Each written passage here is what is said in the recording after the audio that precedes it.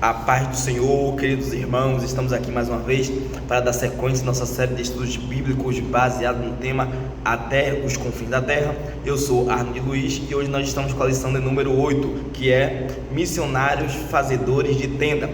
Nossa leitura bíblica em classe está no livro de Atos dos Apóstolos, capítulo 18, versículo 1 ao 5, e na primeira epístola do apóstolo São Paulo à igreja de Tessalônica, capítulo 4, versículo 11 ao 12, né? Será que você já ouviu essa expressão? Será que para fazer o evangelho eu preciso fazer tenda? Será que eu preciso fazer cabana, né? Será que eu preciso fazer uma barraca para fazer missões, né? Então, fazedor de tenda, o que é isso? Será que eu posso fazer missões com a minha profissão? Quais são as melhores profissões que eu posso usar para fazer missões? Será que eu posso ser enviado para fazer missões e eu preciso e dependo do emprego? Então é isso que nós vamos entender e compreender nesta aula. Tópico número 1, a vida profissional de Paulo e a sua vocação ministerial. Subtópico número 1, a profissão do apóstolo Paulo. Paulo tinha uma profissão, né? Paulo, ele era fazedor de tenda. Paulo, ele era rabino. Paulo, ele falava o hebraico, ele falava o aramaico, ele falava o latim, ele falava o grego. Ele era um homem estudado, ele conhecia de filosofia, ele conhecia de aritmética. E a questão de fazer tenda, né, não é qualquer coisa, não é só montar ali com uns pedaços de pau, né, tal, e botar um lençol e fazer uma cabana, não.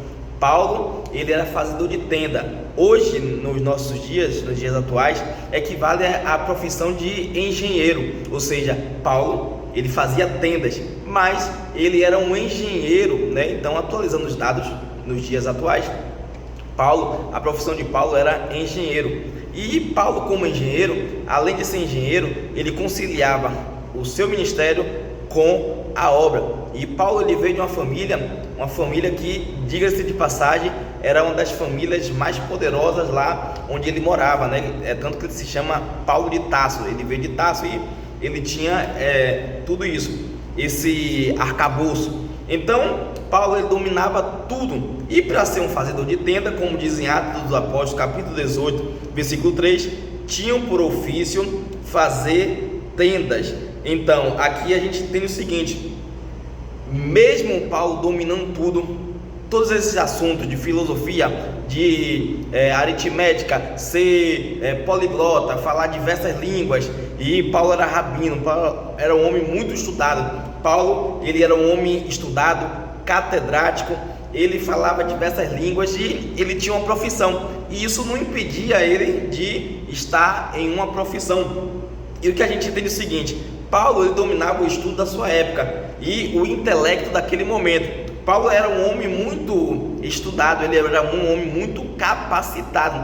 É por isso que quando ele está lá na igreja de Antioquia e o Espírito fala: olha, trazei-me Paulo, né, e Barnabé para uma grande obra que eu vos tenho preparado, que eu vos tenho chamado. Ou seja, Paulo, com esse arcabouço todo, Paulo tinha, né, a ideia de que Deus nos chamou e ele era vaso escolhido do Senhor, como diz lá em Atos capítulo 9, né? Olha, vai lá na rua direita e tal, você vai encontrar na casa de um cidadão, um homem chamado Saulo. Senhor, mas como é que eu vou para lá? Senhor, ele é um perseguidor, ele mata nossos irmãos, Senhor, ele está perseguindo a igreja do Senhor. Vá, porque para mim é vaso escolhido. Então Paulo tinha uma missão de propagar o reino de Deus, e ele era escolhido. E o Espírito Santo preparou ele, capacitou. Ele era um homem estudado, falava diversas línguas, tinha esse arcabouço, esse conteúdo para passar, para estar ajudando aos outros. E Paulo, diga-se de passagem, é um homem dotado de conhecimento profundo, né? E para mim, o apóstolo São Paulo é o cara, praticamente, depois de Jesus, claro, né? Jesus é sempre o maior de todos. Mas falando de homem, né, mortal como eu, como você, como outros e outros, falando de homem, Paulo é um dos heróis da fé que eu olho assim e vejo: Paulo é o cara. Paulo é terrível.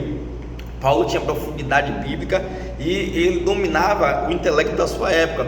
Então, grande parte da questão do saber, de todas as faculdades do saber, Paulo ele tinha esse conhecimento e ele fazia tenda. Nesse contexto, nessa época, era valorizado, era lucrativo e algo que uma pessoa intelectualizada fazia. Então ele era um engenheiro, pois na época de Paulo precisava conhecer aritmética e não era para qualquer um aprender aritmética. E diga-se de passagem, Paulo aprendeu tudo isso, né, além da lei mosaica, né, além da Torá, além de tudo, ele aprendeu com o mestre um pouquinho de filosofia, entre outras coisas. Ele aprendeu aos pés de nada mais nada menos do que Gamaliel, um dos homens que foi também um grande professor, um grande ensinador, um grande mestre aí. E Paulo estava lá nessa questão. E na igreja de Antioquia tinha o quê? Vários doutores, mestres, profetas. E a de todo mundo, o Espírito Santo diz: olha, trazei-me Paulo e Barnabé. Então você vê que Paulo era um homem capacitado. Paulo tinha vocação. Então Paulo tinha uma nobre profissão. Precisamos entender que Paulo conciliou a profissão e a sua vocação. Na semana passada a gente entendeu o seguinte, que o missionário é bom que ele não trabalhe, mas Paulo conseguiu fazer o quê? Agregar, juntar. Então, será que eu posso fazer missões sem nenhuma profissão? Pode sim, claro que pode. Se você crê e confia nisso, você tem vocação para isso, pode sim, é claro que pode. Se você foi chamado para isso, você pode sim exercer missões sem ter uma profissão. Mas como a gente está falando do apóstolo Paulo, ele tinha a sua profissão. Ele não deixou que essa profissão atrapalhasse o reino de Deus, a ministração e a pregação do reino de Deus.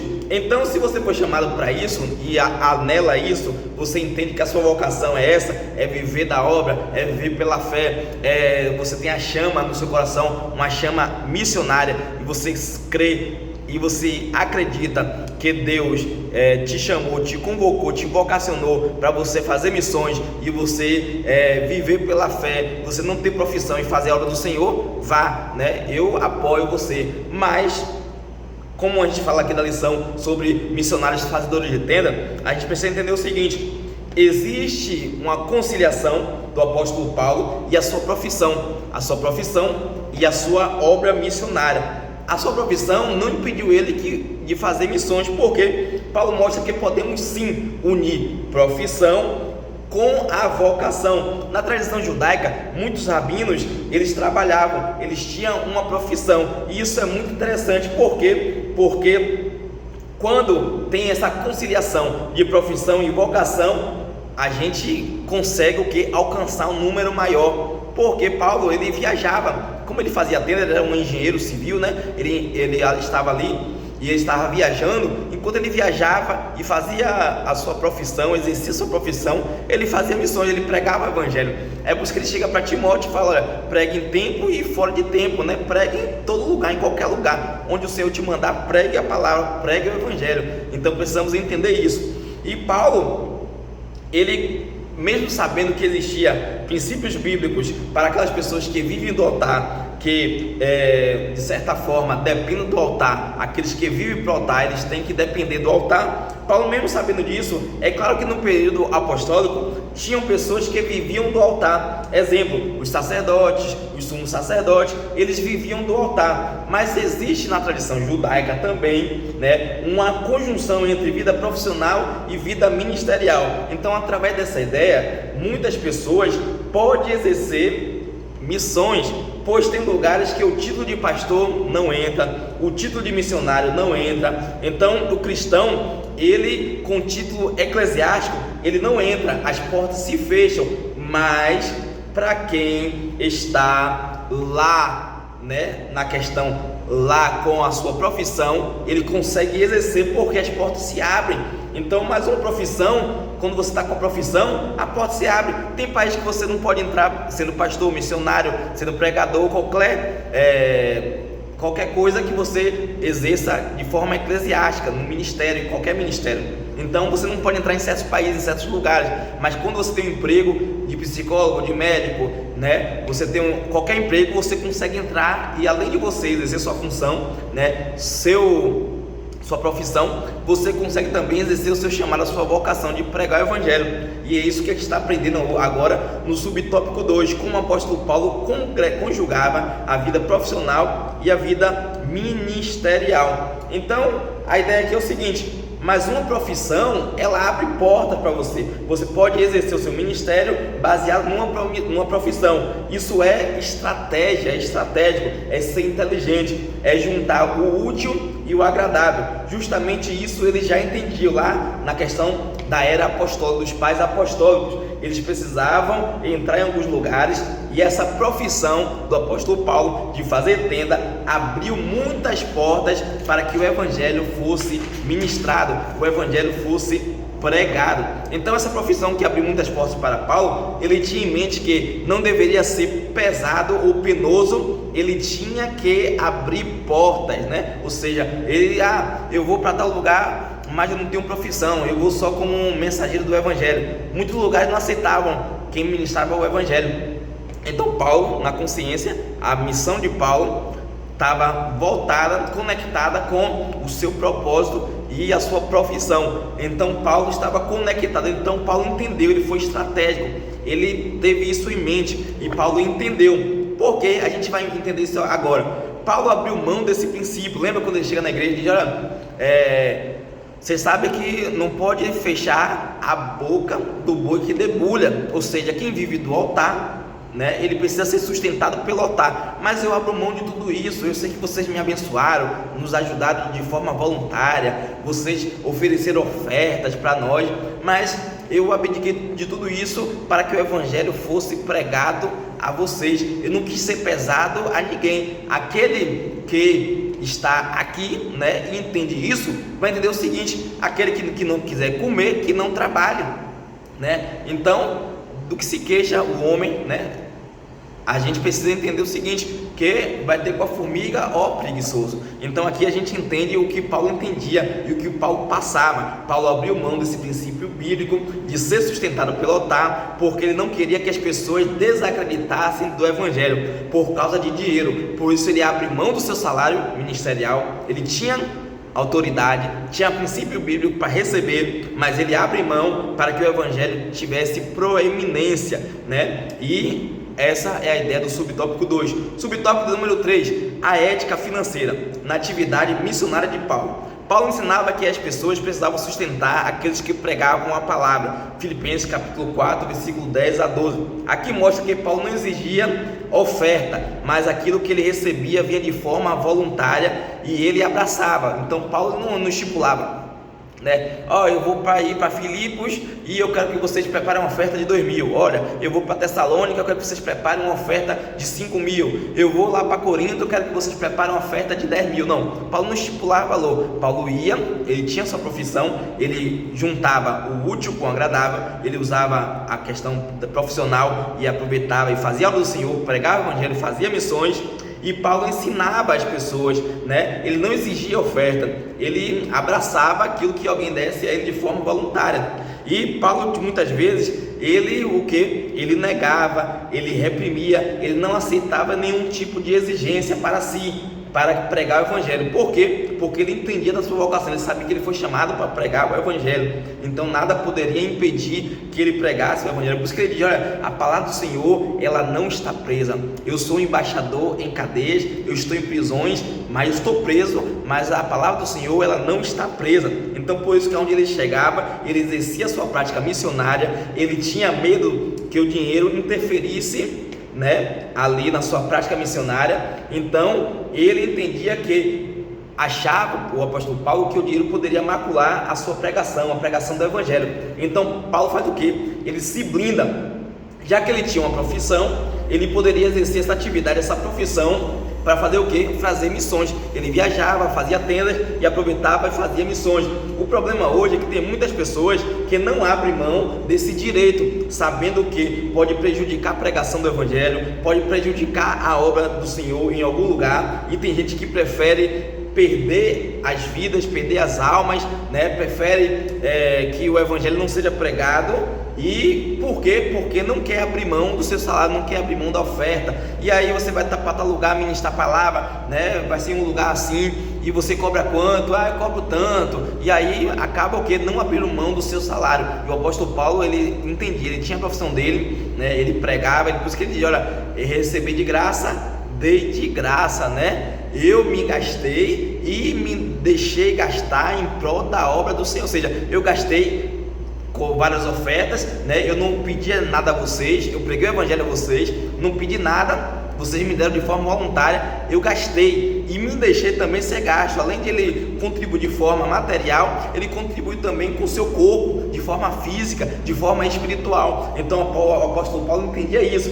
ele se blindou na sua profissão para fazer o evangelho, para não ser pesado para a igreja, não ser pesado para os irmãos, e que a obra do Senhor continuasse crescendo, tivesse preeminência e o nome do Senhor fosse glorificado. Quem entendeu, diga amém. Então esse é o problema. Tópico de número 2, missionários fazedores de tendas. Subtópico de número 1, fazedores de tendas. Paulo unia o útil ao agradável. E então a Timóteo diz o que? Pregue a palavra em tempo e em fora de tempo. Exemplo, eu estou indo no mercado e o carro precisa abastecer. Eu preciso abastecer o carro e eu estou indo para o mercado. E o mercado fica próximo do posto. Eu vou passar no posto, colocar gasolina e aproveito e vou no mercado. Eu estou fazendo o que? Unindo o útil com o agradável. Então essa é a ideia. Paulo entendia isso. Ele unia o útil com o agradável. Ou seja, Paulo unia a sua profissão e a sua missão, o útil e o agradável. Se eu vou ali, por que não exerço a minha vocação? Se eu vou viajar trabalho, por que eu não prego o evangelho lá? Por que eu não evangelizo lá? Por que eu não faço a obra lá? Um exemplo, vou viajar para São Paulo, vou ficar uma semana lá. Por que eu não prego o evangelho? Por que eu não evangelizo? Por que eu não visito uma igreja e prego o evangelho? Por que eu não vou para tal lugar e prego o evangelho? Então essa é a ideia que Paulo tinha. Enquanto ele exercia a sua profissão, ele fazia a sua missão, unia o útil com o agradável. Ele não ficava preso, né? Ele ia unindo o útil com o agradável. Então, por que a gente às vezes não exerce nossa vocação, nossa função ministerial? Às vezes Paulo entendia que é fundamental que, quando percebemos que a nossa profissão pode ser útil ao ministério do Senhor. Então tem pessoas que acham que por estar na igreja, tendo título eclesiástico, 24 horas dentro da igreja, ele está exercendo a sua vocação. Às vezes pode ser negativo. Por quê? Porque podemos exercer a nossa missão dentro da profissão, aproveitar nossa vocação que nós temos e usar na profissão e pregar o evangelho, sendo pintor, marceneiro, carpinteiro, sendo médico, sendo babá, sendo diarista, né? Qualquer profissão. Então use a sua profissão para fazer missão e para pregar o evangelho. Subtópico número 2, a força missionária do mundo. Onde as portas se fecham para um título missionário, entra pela profissão. Então qual é melhor? A profissão para entrar no país que não aceita missionário. Qual é a melhor profissão para entrar num país que não aceita missionário? Onde o título não entra. Países que pastor, missionário, qualquer título eclesiástico não entra. Qual é a profissão que a gente acha melhor, que é melhor, que devemos valorizar? Então aqui vai. Muita gente vai dizer que as melhores profissões para você entrar num país que não aceita a pregação do evangelho, não aceita alguém com título missionário, título de pastor, título eclesiástico, de líder religioso, vão dizer que são os médicos, enfermeiros, psicólogos, terapeutas, profissões voltadas para a área da saúde, dentista, fisioterapeuta e etc. Então as pessoas acham que só essas profissões elas são boas para pregar o evangelho. Isso está totalmente errado, equivocado, negativo. Existem muitas profissões que podem unir o útil ao agradável. Uma vez eu vi um exemplo de um rapaz que estava no congresso de missões e ele era um empresário, um empreendedor, e ele foi lá para a Índia e abriu uma empresa. Dentro dessa empresa, enquanto ele estava exercendo a sua profissão de empresário, ele ajudava as pessoas da Índia, ali daquela comunidade, e ajudava com emprego, abrindo porta de emprego para aquelas pessoas em uma fábrica. E nessa fábrica ele usava de quartel evangelizador, de quartel general do reino de Deus, e ele evangelizava, pregava, e o nome do Senhor era glorificado, e almas eram alcançadas para a glória do Senhor Então ele usava o que? O útil, né? Ele fazia o que? O útil e o agradável, né? Ele usava o útil. Então ele tinha essa proeminência de pregar o evangelho. Então a gente precisa fazer o que? Entender que qualquer profissão pode glorificar o nome do Senhor. Qualquer profissão você pode fazer missões. Então ele abria uma fábrica em um lugar, dava emprego às pessoas e fazia dali um quartel-general do reino de Deus para anunciar o evangelho. Então também a gente ouve vários casos de engenheiro de TI, padeiro, eletricistas, pessoas com a profissão que exercia ali, e nessa profissão ele pregava o evangelho. Então o que acontece aqui? A sua profissão, ela pode unir o útil ao agradável. Então que isso aqui, o nosso coração arda e esteja em chamas para que venhamos a estar usando a nossa profissão para fazer missões. Se o seu coração arde pela obra missionária, se ele arde para que você pregue o evangelho, pois todo tipo de profissão pode ser útil para fazer missões transculturais. Você não entra com título eclesiástico, mas uma profissão, ela abre portas, e aí você pode usar qualquer profissão para exercer a sua chamada eclesiástica, a sua vocação do reino de Deus. Ele pode conciliar, assim como o apóstolo Paulo, conciliar missões e a sua profissão. Subtópico 3, o preparo dos fazedores de tendas. Segunda carta de Timóteo, capítulo 3, versículo 17: para que o homem de Deus seja perfeito e perfeitamente instruído para toda boa obra. Se eu quero fazer missões, eu tenho que me preparar. Então não existe fazer missões sem preparo. É claro que eu posso me aventurar, aí, né? Eu vou pela fé, muita gente acontece, né? Eu vou pela fé tal, e acontece que dá certo, pode até dar certo, mas às vezes a gente não pode, né? A gente não pode tentar, né? O Senhor nosso Deus. A gente precisa entender que a gente precisa se preparar, precisamos nos preparar. Se eu quero fazer missões, eu preciso me preparar. Então não existe missões sem preparo. É claro que a gente pode tentar a sorte, né? Ou ir pela fé. Tem muita gente que vai pela fé. Não estou condenando quem vai ou não vai. A questão é o seguinte: é bom que a gente tenha estratégia, que a gente se prepare, que a gente vá preparado para que a gente venha estar fazendo o melhor para o Senhor, porque o Senhor merece o melhor de tudo. O Senhor merece o melhor da nossa vida. O Senhor merece o melhor das nossas forças, né? Qual é o mandamento? Amar o Senhor, nosso Deus, de todo o nosso coração, com toda a nossa alma, com todo o nosso ser. Então preciso me preparar para fazer missões. Então se eu me preparo, o que acontece? Quando eu me preparo, eu erro menos. Quando eu me preparo, dói menos. Quando eu me preparo, né? Quem se prepara, o que acontece? Terá o melhor sucesso. Se eu estou preparado, eu estou convicto que eu estou fazendo a obra, pois isso tem o quê? Uma preparação. Ou seja, quando eu estou passando por um momento difícil na obra, o que acontece? Vamos buscar a orientação de Deus. Deus é o nosso refúgio, a nossa fortaleza. Mas o preparo é essencial. Por quê? Porque o preparo me prepara para enfrentar as adversidades que eu vou encontrar no caminho do ministério. Então algumas coisas que algumas pessoas que não se preparam, às vezes são pegas de surpresa, e também a gente que se prepara, também às vezes nós somos pegos de surpresa, mas eu estou realmente preparado. Se eu estou preparado, eu vou enfrentar. Então na caminhada nós vamos ter imprevisto, e o importante é estar preparado para fazer a obra do Senhor, né? Então a palavra do Senhor diz que todo homem seja perfeito e perfeitamente instruído para toda boa obra. Então essa é a ideia. Subtópico 3, vocação, profissão e missões. Subtópico número 1, Deus é quem chama. Não basta querer, precisa ter o que? O chamado. Muita gente tem boa vontade, né? Tem um ditado aqui que diz o seguinte, né? De boas intenções, o inferno está cheio. Muita gente tem boa vontade de fazer, de acontecer, mas o que acontece? Se não tiver chama no coração, não funciona. Muitas pessoas têm luz na mente, mas não tem chama no coração. Então, por que a gente entende isso? Porque ele começa, mas não vai até o final. Ele começa indo, vai indo. Depois, no meio do caminho, ele desiste, ele para, ele esfria, né? E aí até ele mesmo entende: poxa, eu não fui chamado para isso. Poxa, eu não fui chamado para fazer a obra.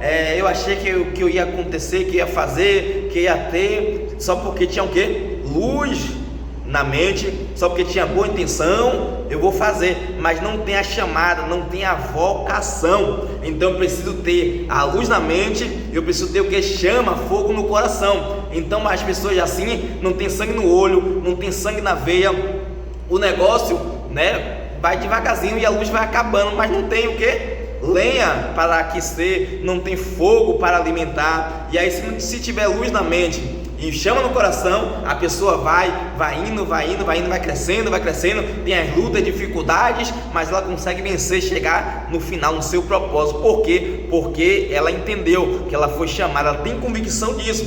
Subtópico 2, exercendo a vocação. O que é vocação? É aquilo que dá sentido a você. Se você não faz alguma coisa, você se sente incompleto. Um exemplo, eu quando eu fico sem pregar, sem ensinar, sem evangelizar, sem fazer a obra do Senhor, sem ajudar, sem estar aqui com vocês agora, compartilhando o que o Senhor me abençoou, me ajudou, o Senhor me preparou para estar ajudando, cooperando na obra do Senhor.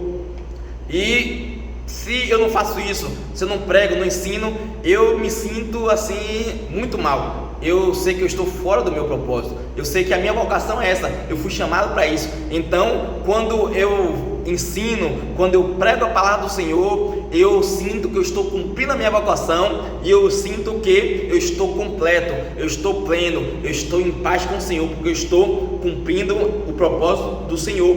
Eu nasci para isso. Então quando eu faço isso, quando eu prego, quando eu ensino, eu encontro sentido para a minha vida. Glória a Jesus, eu me sinto tão bem, tão maravilhoso. Então eu encontro sentido para a minha existência quando eu prego o evangelho. Então a ideia é o seguinte, é que vocação é o que dá sentido a você, dá sentido à sua vida. Se você não faz, você se sente incompleto. Então você nasceu para fazer isso. Então vocação é o que dá sentido para minha existência. Ou seja, quando eu prego, quando eu ensino, dá um brilho nos meus olhos, meu coração palpita, isso me dá sentido para viver, me dá sentido para buscar, para aprender, para passar aos irmãos, Então essa é a ideia. Então isso que é vocação. Então eu preciso entender que isso me preenche, isso me faz sentir a minha alma plena, a minha alma engrandece, eu fico alegre, regozijado quando prego, quando ensino, porque eu sei que isso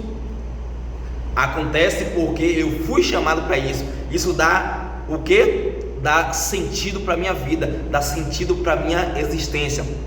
Que Deus em Cristo continue abençoando a todos. Até semana que vem. A paz do Senhor.